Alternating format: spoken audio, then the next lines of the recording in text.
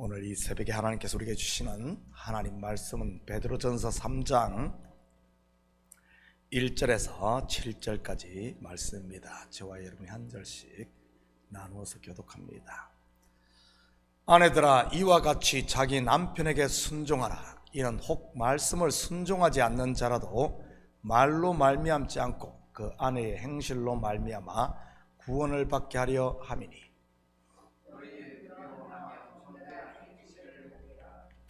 너희의 단장은 머리를 꾸미고 금을 차고 아름다운 옷을 입는 외모로 하지 말고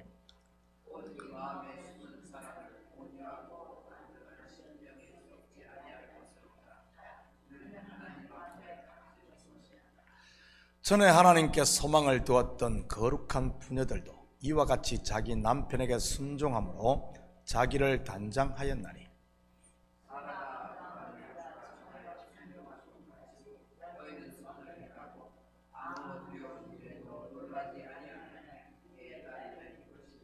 함께 읽겠습니다. 남편들아, 이와 같이 지식을 따라 너희 아내와 동거하고 그를 더 연약한 그릇이요 또 생명의 은혜를 함께 이어받을 자로 알아 귀히 여기라. 이는 너희 기도가 막히지 아니하게 하려 함이라. 아멘. 좋은 아침입니다.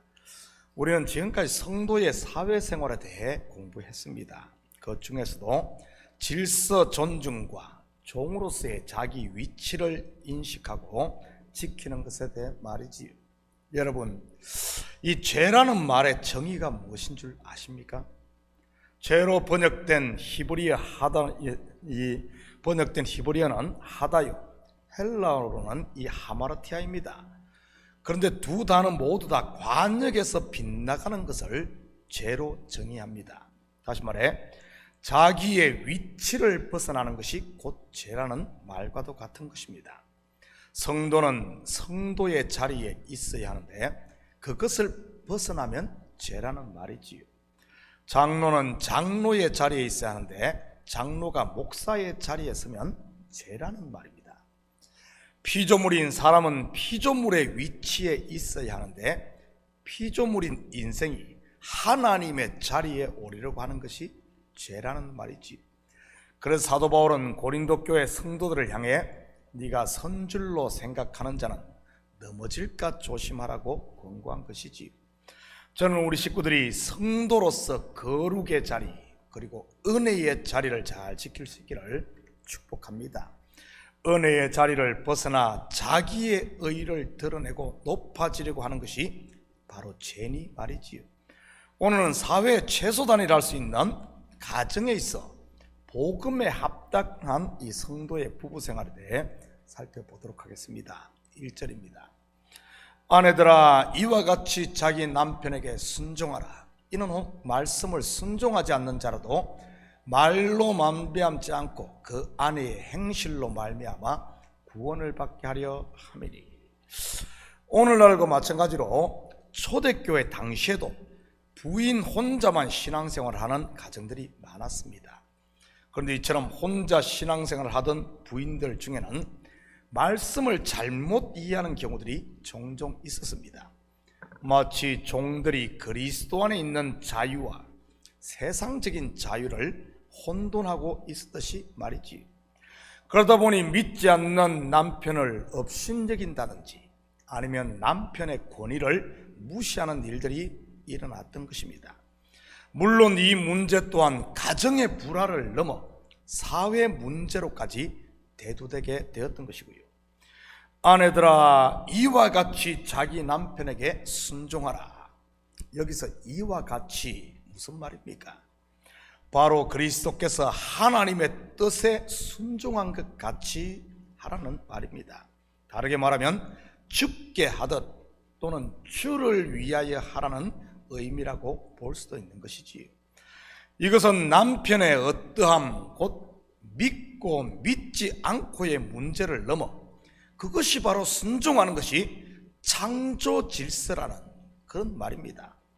남편이 믿고 잘해주면 순종하고 믿지 않고 남편답지 못하면 순종하지 않아도 되는 것이 아니라는 말이지요. 저는 우리 식구들이 기본에 충실할 수 있기를 축복합니다. 자기 기준이 아닌 하나님의 말씀이 기준이 되는 이런 삶 말이지. 이것은 비단 남편과 아내 관계뿐만 아니라 영적으로 우리의 남편이 되시는 그리스도와 교회 관계에서도 마찬가지인 것입니다. 교회가 부흥되고 은혜스러울 때는 막 헌금도 하고 열심도 내다가 뭔가 서운함이 있고 마음에 안 들면 안 하고 그러지들 마시고요. 그렇다면 왜 창조 질서를 지키며 기본에 충실해야 하는 것이겠습니까? 그것은 바로 지금은 비록 남편이 믿지 않을지라도 아내의 행실로 남편이 죽게 돌아올 수 있기 때문인 것입니다. 실제로 그런 경우들이 얼마나 많습니까? 부부가 동시에 예수 그리스도를 영접하고 교회에 나오는 경우도 있지만 그렇지 않은 경우들 말이지. 한 사람이 먼저 예수를 영접함으로 그것이 본이 되어 남편도 아내도 자녀도 부모도 심지어 형제 자매들 등 온 가정이 구원을 받는 경우들 말이지요. 그런 가정들을 보면 대부분 먼저 믿은 사람이 이 기본에 충실함으로 본이 된 경우가 대부분임을 보게 됩니다. 왜냐하면 가장 가까이서 보는 사람이 가족이기 때문인 것입니다. 바로 두려워하며 정결한 행실을 말이지요. 다른 사람은 속일 수 있을지 몰라도 가족, 특히 남편이나 아내는 속일 수 없다는 말입니다. 3절 4절입니다. 너희의 단장은 머리를 꾸미고 금을 차고 아름다운 옷을 입는 외모로 하지 말고 오직 마음에 숨은 사람을 온유하고 안정한 심령에 썩지 아니할 것으로 하라. 이는 하나님 앞에 값진 것이니라. 예나 지금이나 여자들이 아름다워 보이고 싶어하는 것은 같은 것 같습니다. 머리와 보석과 옷으로 장식하는 것 말이지. 그런데 요즘에는 여기에다가 몇 가지 더 추가된 데 무엇인 줄 아십니까? 명품 백과 자동차, 거기에다가 일명 스펙이라는 것이 더 추가됩니다. 어느 대학을 나왔느냐, 아니면 어디를 다니는지 하는 것들 말이지. 이런 것들은 여자들뿐만 아니라 남자들도 마찬가지인 것이고요. 이런 단장을 한마디로 정의하면 무엇인 줄 아십니까? 바로 무화과 나무 잎으로 만든 옷이요, 바벨탑인 것입니다. 잠시 있다가 말라버릴, 그리고 무너져버릴 것들 말이지. 그런데 안타깝게도 지금 교회들도 그리고 성도들도 이런 것들로 단장하기에 혹시 바쁘지는 않습니까? 일명 고지론을 쫓는 사람들 말이지. 예수 믿는 사람들이 세상 사람들보다 더 성공해야 하고, 예수 믿는 자녀들이 공부도 더 잘해야 하고, 더 좋은 대학에 가야 하고, 더 좋은 직장을 가져야 하나님께 영광이 된다고 믿는 이런 사람들 말입니다. 또한 교회가 세상보다 더 앞서야 된다고 하는 생각들 말이지. 물론 못 사는 것보다 잘 사는 것이, 공부를 못하는 것보다는 잘하는 것이 좋습니다. 그런데 세상이 추구하는 것을 똑같이 성도가, 교회가 추구하고 있다면 어떻게 되겠습니까? 가는 길이 다르고 바라보는 표대가 다른데 말이지. 그렇다면 그리스도의 신부된 교회가 단장해야 할 것이 무엇이겠습니까? 바로 마음에 숨은 사람, 이 숨은 사람을 단장해야 하는 것입니다. 이것을 사도 바울은 속사람이라고 했던 것이고요. 속사람의 반대가 뭐죠? 겉사람. 물론 겉사람은 자기 의를 추구하는 육신의 생각을 말하는 것이고요. 그렇다면 속사람은요, 성령의 법을 쫓는 거듭난 새 사람인 것입니다.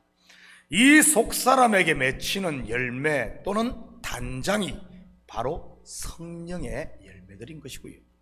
저는 우리 식구들이 이러한 성령의 열매, 곧 사랑과 희락과 화평과 온유와 절제와 양성과 자비와 충성으로 이 아름답게 우리 속사람을 단장할 수 있기를 축복합니다. 이것이 바로 하나님 앞에 값진 것으로 하나님 앞에 남는 상급이 있는 것이니까요. 5절입니다. 전에 하나님께 소망을 두었던 거룩한 부녀들도 이와 같이 자기 남편에게 순종함으로 자기를 단장하였나니. 대표적인 사람으로 다음 절에는 사라를 들고 있는데 아브라함을 주라 칭하며 순종했다고 소개하고 있습니다. 이것을 통해 우리는 어떻게 하는 것이 순종인가를 알 수 있습니다. 주라 칭하며 무슨 말입니까? 종이 죽게 하듯, 즉 100% 엎드리는 것이 순종이라는 말입니다. 70%, 80%만 하는 게 순종이 아니고요. 그런데 성경에서 아내와 남편과의 관계를 소개할 때는 언제나 남편이신 그리스도와 그의 아내인 교회와의 관계도 같이 그 속에 들어있음을 알아야 합니다. 다시 말해 교회인 성도가 어떻게 말씀에 순종해야 하는지에 대해 말이지. 말씀에 내가 순종해야지 나에게 말씀을 끼워 맞춰서는 안 된다는 말입니다. 이렇게 제일 많이 하는 곳이 바로 이단들 아닙니까? 저는 우리 식구들이 이제는 나 중심의 신앙이 아닌 하나님 중심, 말씀 중심, 그리고 교회 중심, 이런 바른 신앙생활을 할 수 있기를 바랍니다. 우리의 존재는 끊임없이 복종시켜야 할 존재지 나를 포장하고 쌓아나가야 할 존재가 아니라는 사실입니다. 그것이 죽게 하는 올바른 신앙생활이니까요. 7절입니다. 남편들아 이와 같이 지식을 따라 너희 아내와 동거하고 그를 더 연약한 그릇이요 또 생명의 은혜를 함께 받을 자로 알아 귀히 여기라. 이는 너희 기도가 막히지 아니하게 하려 함이라. 아내가 남편에게 순종하는 것이 질서라면 남편은 아내를 어떻게 대하는 것이겠습니까? 바로 귀히 여기고 사랑해야 하는 것입니다. 그리스도가 교회를 위해 자신을 주심같이 말이지, 군림하는 자세가 아니라 보호하는 자세 말이지요. 여기서 지식을 따라서 하라고 했는데 어떤 지식을 말하는 것이겠습니까? 먼저는 결혼에 대한 하나님의 창조 원리에 대한 지식입니다. 바로 일부 일처제를 근간으로 하고 있는 결혼관 말이지요. 또한 결혼은 성적 충족이 아니라, 그게 목적이 아닌 생육하고 번성하는 생육과 둘이 하나가 되는 비밀을 통해 그리스도가 교회와 한 몸임을 보여주는 이런 지식들 말입니다. 아담에게서 하와가 나왔듯이 부부는, 아내는 한 몸이므로 남편은 자기 몸을 사랑하듯 아내를 사랑해야 하는 것입니다. 이것이 지식을 따라 하는 사랑인 것이고요. 이처럼 남편과 아내가 사랑과 순종을 통해 하나가 될 때 기도가 막히지 않는 겁니다. 가정을 통해 하나님의 비밀을 깨닫게 되는 것이니까요. 기도를 통해 나를 향한 하나님의 뜻을 발견하듯이 말이지.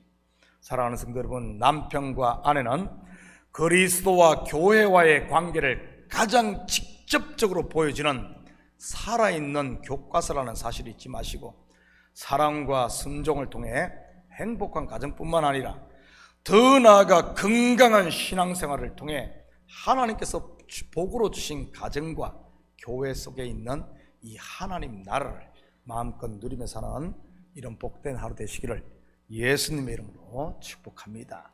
같이 기도하십시다. 사랑의 아버지 하나님, 참으로 감사를 드립니다.